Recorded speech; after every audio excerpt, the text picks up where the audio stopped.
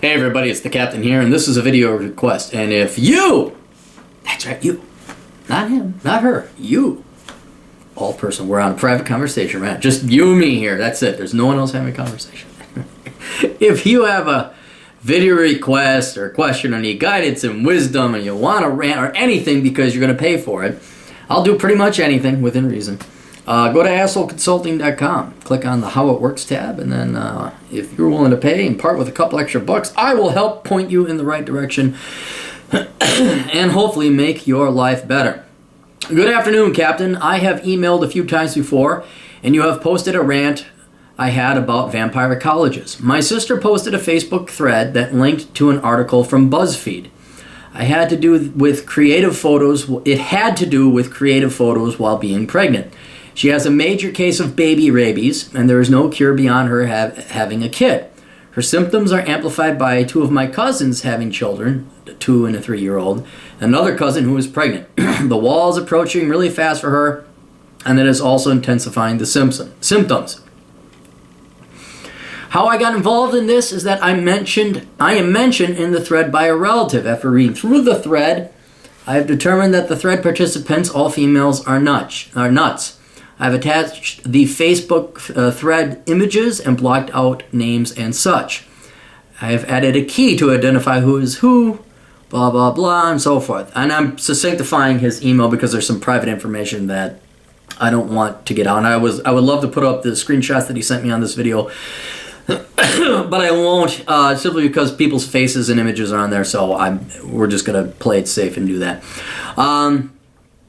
I do not want children. My girlfriend does not want children. I do not want to have a child in a world where I have to raise a kid with a clean nose so that he or she will be forced to work to pay for the goodies people before him or her voted for themselves. I'm not swayed by my relatives' weak words and terrible logic for having children. After reading the email and seeing the images, please tell me how much you would like me to pay you for you to rant either on YouTube or your blog about relatives having baby rabies, keeping the lineage for the sake of the family, whatever else you believe that needs to be shared with the children.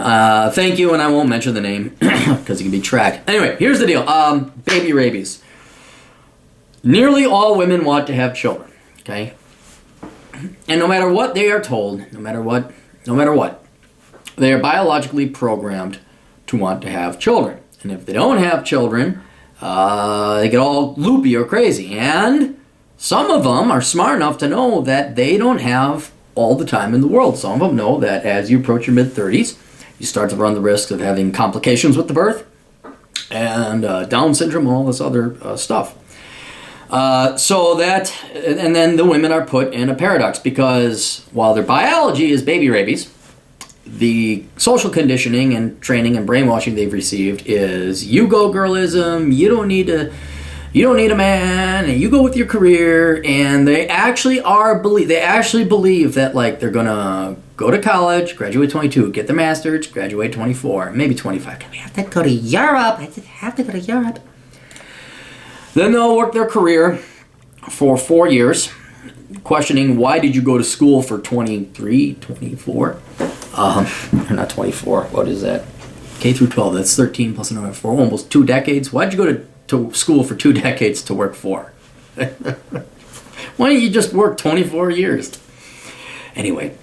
And then magically when they're 29, they will find a guy, date, court, fall in love, engaged, married, spit out kids, all by the age of 30 and a half. And some of them actually do believe that. And what the problem with that is that they are very delusional. They think the world revolves around them, not in a narcissistic way or a conceited, arrogant way, but they think the world just operates like that, like it's a machine, and it's going to be that easy. Like, let's just go run down to Walmart and pick ourselves up a husband and some children. Like, you know, I'll get a video game, and they don't get video games. I'll get some books or whatever girls get in Walmart. I'll get a husband, I'll get some children. It'll be all me. Well, the problem is, again, as you know, reality doesn't work that way. Biology tells them at 12, 13 that they can start having kids. Law says no, not quite, which I actually agree with. I don't want to hear about 12 and 13-year-old kids having kids. And then that's the law up until 18. But most of they really do squander and piss away their best birthing years. And this is not my opinion about what's the best birthing years. Physically, biologically, the best birthing years are 18 to 28, roughly speaking, or so. You're going to have the least amount of complications. Your body can recover as quickly. And you've all seen the gal that like had the kid, maybe illegitimately so at 16. And then she's 26, like, dude, how come she's got a smoking body? She's got a kid? And you look at a gal who had a kid at 36. There's no recovery from that. That's Detroit, man. You ain't ever getting up again. Not without a lot of surgery. Anyway, so these women, a lot of them, progressively more and more of them, are being put into this time crunch where they go, they party, they get their degree. I'm not against women getting degrees or careers, not at all. But they are never told the other side, and that is the opportunity cost or the consequence, or just, it's not even have to be an opportunity cost. No one tells them, hey, if you want to have a family, it's not just like you go find the love of your life and start spitting out children. That takes time. It takes maybe even a decade and a half. But women are more into partying and whatever else. So, in a sense, they do squander that time. Then, once in their logical mind, they're ready to have a family, it may not be possible because of the crunch of window and the biological time. And so they get desperate. And so that's where the rabies comes in. As you pointed out, your sister is approaching the wall. You said she was 30. And she's like, oh my God, oh my God, oh my God, oh my God. Well, I don't want to say it's her fault. It's in part her fault, but it's a lot of other people's fault. Did no one tell her about the facts of life? Right? And did she not know this? Did she not figure it out herself? So what women today have to realize, and this is very unfortunate for the ladies, is that it takes two to tango. And if you want to fall in love and have a kid, unfortunately, you have to consider what the men want. Now, you told me that her boyfriend told her quite clearly he did not want to have kids, but here she is still pining and hoping for it.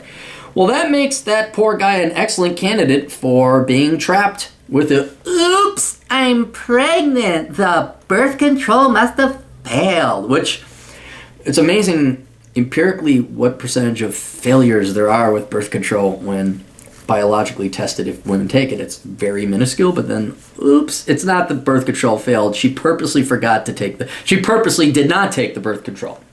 She purposely poked the condoms with holes. I just did a video not too long ago about the guy who got shafted. The gal fished his used condom out and then impregnated herself.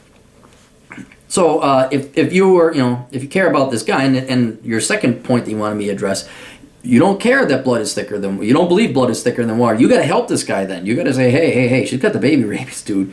You better be watching it, So women get more and more desperate and panicked and all that. Now,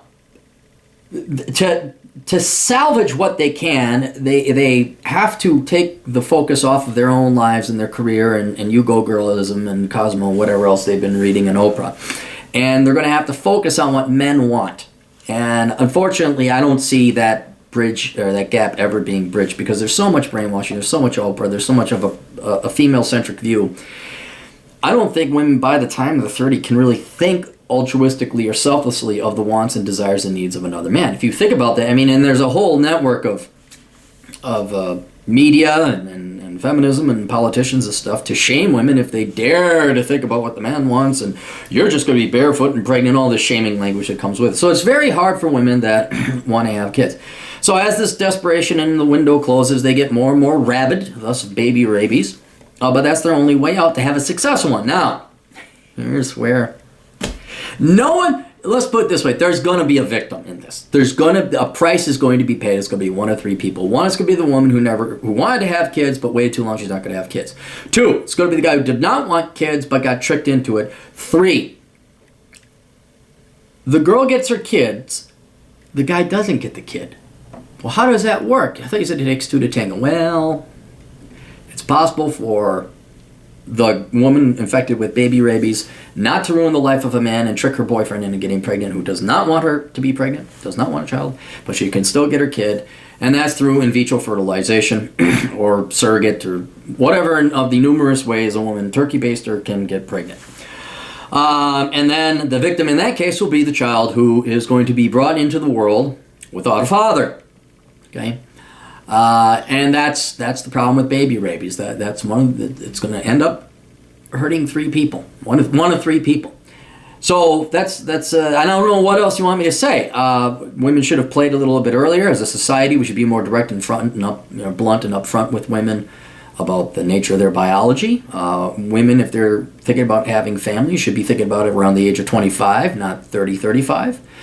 And men have got to really watch it when society basically makes it so women think that they can just start off, at the age of 29 and plan a family, and it's just going to happen like that and stuff like that. So, there's not really a rant to be had. It's a really sad statement and testament as to how we completely misinform women about rearing and having families and children and all that other stuff. So, we had a friend, and I'll tell you, where do you have an actionable item in this? We had a friend who was thinking, well, I'm going to get she had baby rabies. He said, well, I'm going to get to do the turkey base. And I looked straight at her in the face. I said, you're a fucking arrogant, conceited, selfish bitch. And you're not going to fucking do that because you're not damn well going to bring one innocent child into this world without a father. And that's it. And I know currently, and this gal was a conservative. She's a Republican. So it shows you that, it's biological. I need to have a child at all expense, including the child's. You gotta,